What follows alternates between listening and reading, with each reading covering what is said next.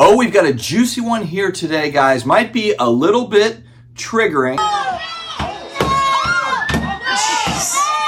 Wow. But I will explain myself as I usually do. We're going to talk about the most overrated sports cards in the entire sports card hobby. And at the very end, I'm going to talk about the most underrated sports cards in my opinion. So make sure you stay to the very end. Before I get started, huge shout out to today's video sponsor, COMC.com.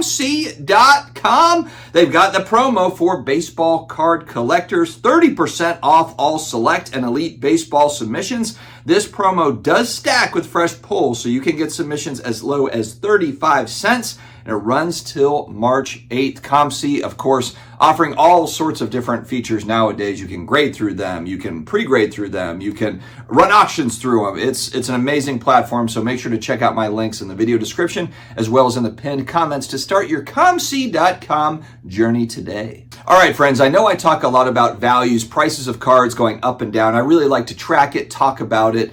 This video is going to be a little bit different though. So not that I'm necessarily talking about I think that values are overrated, prices are overrated with these particular players, although in some cases you could make that argument.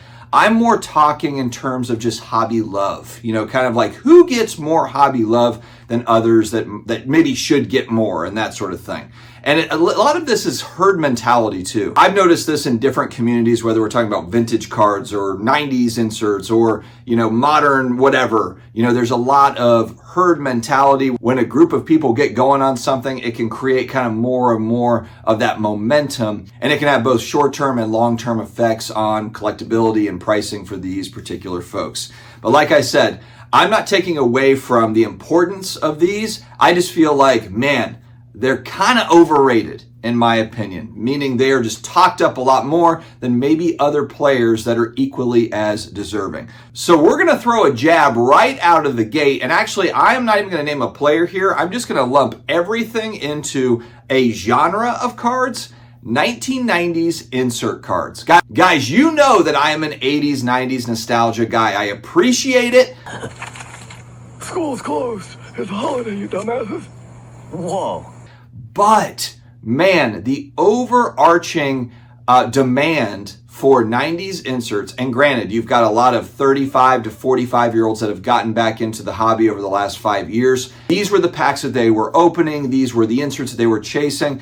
A lot of times you're learning, too, a lot of the rare inserts, you know, the PMGs and the essential credentials and, you know, all that stuff, really kind of more on the late 90s side. But there's also these, you know, junk wax era, I'll use an example here, type sets, where maybe there's some interesting cards that you didn't realize were there when you were young. I'll use an example right here, the 1991 Pro Line Portraits Jerry Rice. If you remember this set, these packs were plentiful. You could open these whenever.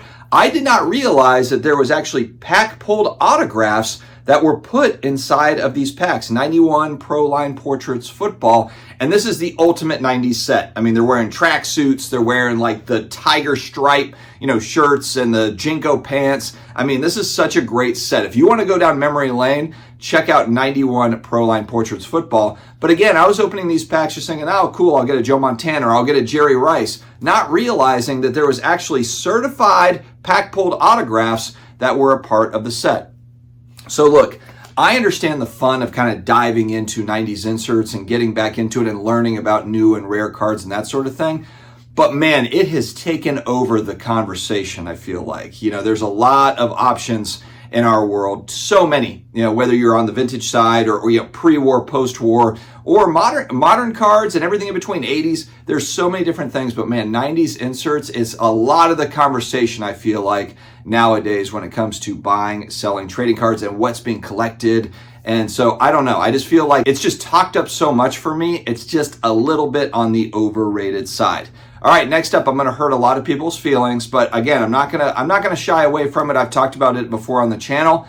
Mickey Mantle. So this is not any specific Mickey Mantle card, but it's just Mickey Mantle as a whole. Now, again, it's not downplaying the legend, the rise and the fall of this Yankees great. The accomplishments are all there. It's not taking away from anything that he's done. But Mickey Mantle is up here from a hobby standpoint, and there's a lot of guys that had equally or better careers, better story, whatever, that are just somewhere down below Mickey Mantle.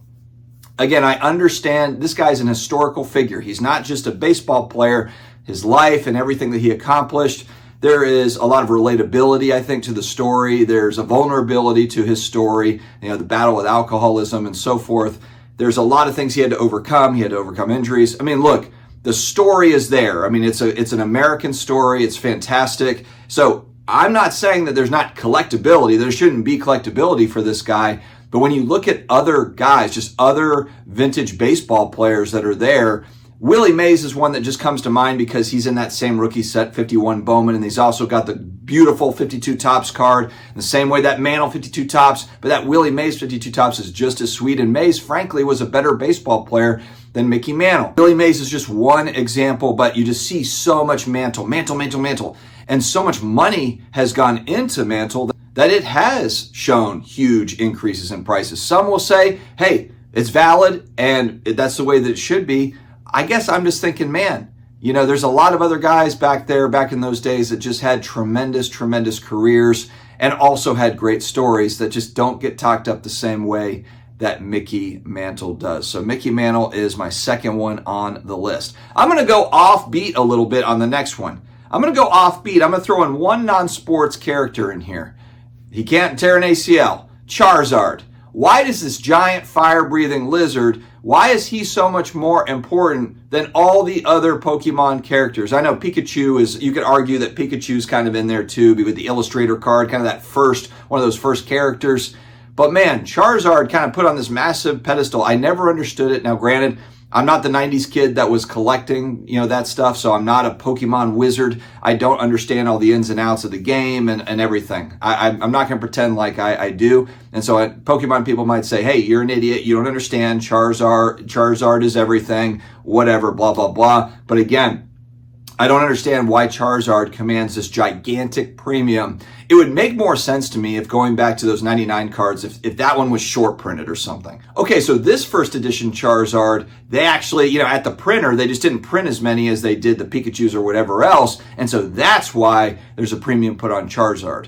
Now, again, I haven't seen all the shows and the movies and all that. Maybe the Charizard is the Darth Vader, the Luke Skywalker, whatever. I don't know. I can't wrap my head around it. But again, why Charizard over all the other creatures and lizards and so forth? All right, last but not least, on the overrated side, again, probably going to get some disagreement here, Kobe Bryant cards. So Kobe Bryant, and again, kind of going back to the pandemic, his death, unfortunately, untimely death, crazy story, helicopter crash, should never have happened, and obviously a tragedy. But what happened once that did happen? His prices spiked like crazy. Now, they have come back down to earth here over the last couple of years, like a lot of players have. But for me, if I'm just looking at the player, I grew up, I watched Jordan win all 6 of his titles. I'm 43. I'm about to turn 43.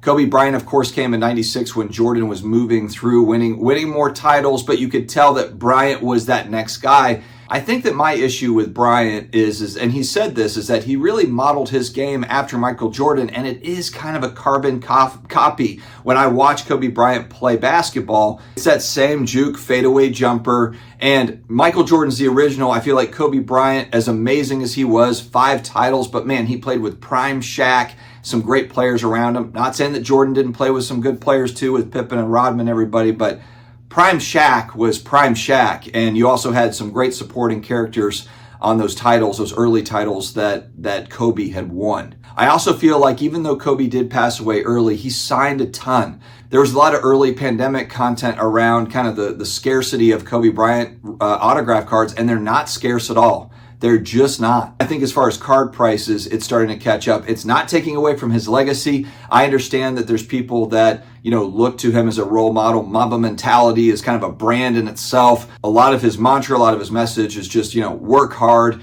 overcome obstacles, and you have to love it. You got to love it. But again, I just feel like in the hobby, when he passed away early, his prices spiked. There was an immediate reaction to it. And it's, again, not to take away from his legacy, but I just don't know. I feel like still kind of overrated. Now let's talk about what I believe are the most underrated cards in the hobby right now at this point. Again, this could change tomorrow, but I am starting to look a little bit closer. I've got some of these cards, but as I look kind of long term, I'm thinking, what others do I want to add?